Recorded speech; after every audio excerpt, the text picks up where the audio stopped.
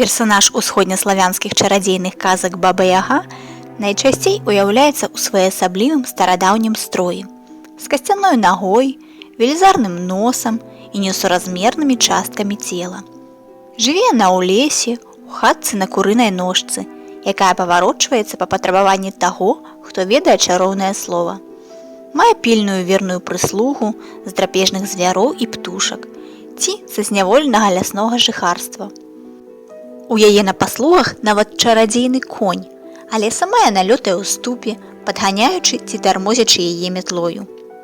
Баба-Яга валодае жывой і мёртвай вадою, ведае тайны таго і гэтага свету. У большасці казак яна адмоўны персанаж, шкодзіць герою, спрабуе яго знішчыць, але бывае, што можа і дапамагчы галоўнаму персанажу, даўшы яму карысную параду ці чарадзейны прадмет для перамогі над ворагам.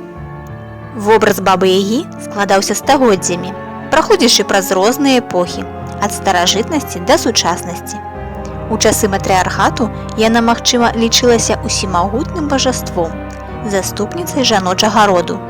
Але на глебе пераходу да патрыархату у характары Бабы-Ягі сталі пераважаць адмоўныя рысы. Яна стала злоснай варажбіткай, ведзьмарыстай і нават гадзючнай.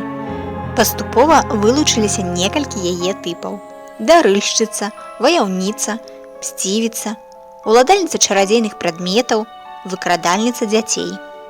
У беларускіх казках сустракаецца яшчэ адзін вобраз, звязаны з вогненнай стыхіяй.